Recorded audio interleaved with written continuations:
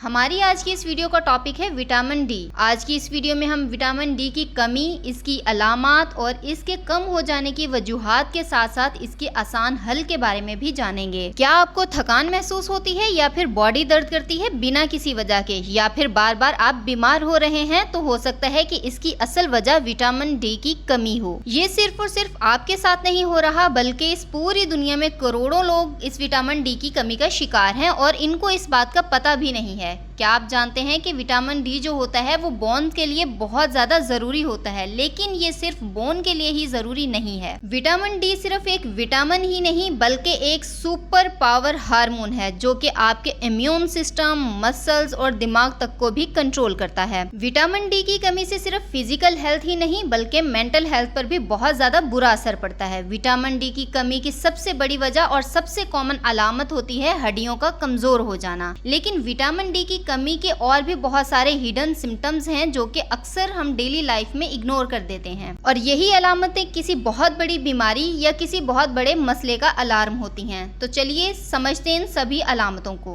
पहली अलामत है बहुत ज्यादा थकान महसूस होना। अगर आपको बिना किसी वजह के रोजाना थकान महसूस होती है तो मसला आपकी नींद नहीं बल्कि आपके विटामिन डी लेवल्स हो सकते हैं। स्टडी कहती है कि विटामिन डी की कमी से सेल्स से कम एनर्जी प्रोड्यूस होती है, जिसकी वजह से आप हमेशा थका थका महसूस करते हैं। दूसरी अलामत है मसल्स और जॉइंट्स में दर्द रहना, यानी आपके पट्टों और जोड़ों में दर्द रहना। अगर आपको कभी कभी ऐसा लगता है कि बदन टूट रहा है या फिर आपके पट्टे इतने ज्यादा कमजोर हो गए हैं कि आपको सीढ़ियां चढ़ना भी मुश्किल हो गया है, तो ये नॉर्मल एज का इफेक्ट नहीं बल्कि विटामिन डी की कमी का अलार्मिंग साइन है। तीसरी अलामत है आपका बार बार बीमार पड़ना। अगर आपको हर महीने सर्दी, खांसी, नजला, जुकाम जैसी कोई बीमारियां हो रही हैं या फिर छोटे छोटे इन्फेक्शंस जो होते हैं वो आपको बहुत जल्द पकड़ लेते हैं, तो समझ लीजिए कि आपकी बॉडी का डिफेंस सिस्टम जो है वो कमजोर हो रहा है। विटामिन डी उन सेल्स को एक्टिवेट करता है जो बीमारियों से लड़ते हैं, और जब विटामिन डी कम हो जाता है तो आप बहुत जल्दी बीमार पड़ने लगते हैं। तो ये भी एक बहुत बड़ी अलामत होती है। चौथी अलामत जो है वो है मूड स्विंग्स और डिप्रेशन। आपने महसूस किया होगा कि ज्यादातर लोग सर्दियों में उदास रहते हैं। ज्यादातर ऐसे इलाके जहाँ साल के ज्यादातर हिस्से में सर्दी पड़ती है वहाँ पर लोग ज्यादा उदास रहते हैं। कभी आपने सोचा है कि ऐसा क्यों होता है? ऐसा इसलिए होता है कि वहाँ पर धूप कम पड़ती है, और धूप कम होने का मतलब होता है कि विटामिन डी का कम होना। विटामिन डी कम होने का मतलब होता है कि ज्यादा स्ट्रेस और ज्यादा डिप्रेशन। अगर आप बिना किसी वजह के डाउन फील कर रहे हैं तो हो सकता है कि ये सिर्फ स्ट्रेस नहीं बल्कि विटामिन डी की कमी की वजह हो। पांचवी अलामत है बालों का टूटना। अगर आपके बाल पतले हो रहे हैं या फिर आपको कोई चोट लगती है या फिर कोई कट लगता है और वो जल्दी से ठीक नहीं होता, तो ये भी एक विटामिन डी की कमी की अलामत है। अब आप सोच रहे होंगे कि हम धूप भी लेते हैं और अच्छी डाइट भी है, यानी कि खुराक अच्छी खाते हैं, फिर भी विटामिन डी कम कैसे हो सकता है? तो जब आप विटामिन डी लेते हैं तो आपकी बॉडी को जरूरत होती है कि वो इस विटामिन डी को एब्जॉर्ब भी करे, और यही एक प्रॉब्लम होती है कि कई सारे लोगों में जो कि हाई रिस्क कैटेगरी में आते हैं, कि अगर आप ज्यादातर घर में रहते हैं या ऑफिस में रहते हैं या फिर आप एसी वाले रूम में रहते हैं, तो सोचिए कि आपको धूप कितनी मिलती होगी। तो ऐसी कंडीशन में आप विटामिन डी की कमी का शिकार हो जाते हैं।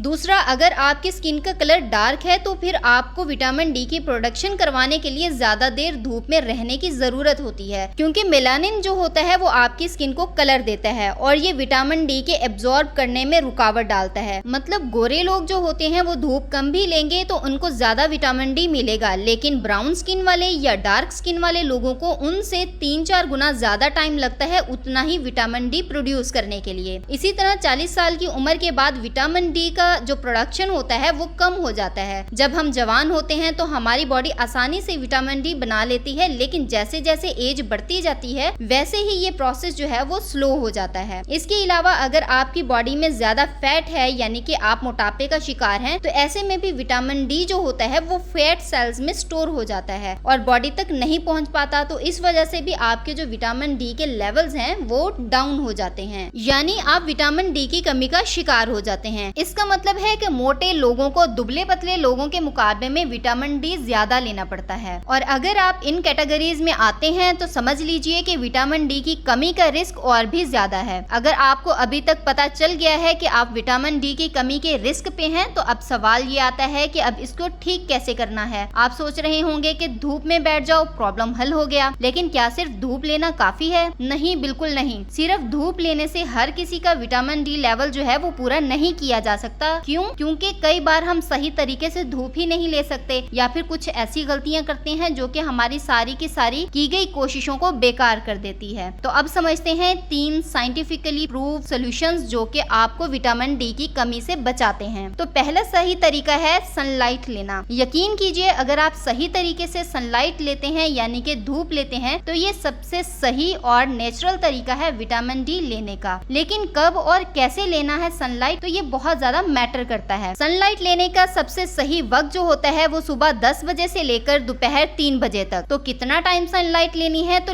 लाइट स्किन वालों के लिए है कि 10 से 20 मिनट और डार्क स्किन वालों के लिए है 30 से 40 मिनट रोजाना। और कहाँ सनलाइट लेनी है, तो ये आर्म, लेग, फेस और बैक पर आप इसको डायरेक्ट सनलाइट के एक्सपोजर में रखिए, तभी आपकी बॉडी में विटामिन डी बनेगा। लेकिन एक बड़ी मिस्टेक जो लोग करते हैं वो ये कि विंडो के अंदर से धूप लेते हैं। देखिए ग्लास UVB रेज को ब्लॉक करता है। ये वही रेज हैं जो कि आपकी स्किन में विटामिन डी को बनाती हैं। यानी विंडो के अंदर से आपको सनलाइट तो मिलेगी लेकिन इसका कोई फायदा नहीं होगा। और अगर आप घर या ऑफिस में बंद रहते हैं तो सिर्फ धूप लेने से ही काम नहीं चलेगा, आपको डाइट और सप्लीमेंट्स का भी ध्यान रखना होगा। विटामिन डी कुदरती तौर पर बहुत ही कम फूड्स में पाया जाता है, लेकिन जो भी फूड में अवेलेबल होता है विटामिन डी आप उनको अपनी डाइट में जरूर शामिल करें। फूड जैसे कि साल्मन फिश हो गई, टूना हो गई या फिर रोहू मछली हो गई। इसके अलावा अंडे की जर्दी में विटामिन डी पाया जाता है। दूध और डेयरी प्रोडक्ट्स जैसा कि पनीर हो गया, चीज हो गई, बटर हो गया और इसके अलावा दही के अंदर भी काफी ज्यादा मिकदार में विटामिन डी पाया जाता है। इसके अलावा मशरूम्स में भी विटामिन डी पाया जाता है। लेकिन अगर आपको शदीद विटामिन डी की कमी है तो आपको धूप और डाइट से इसकी कमी को पूरा करने में बहुत ज्यादा वक्त लगेगा। इस कंडीशन में विटामिन डी सप्लीमेंट्स आपके लिए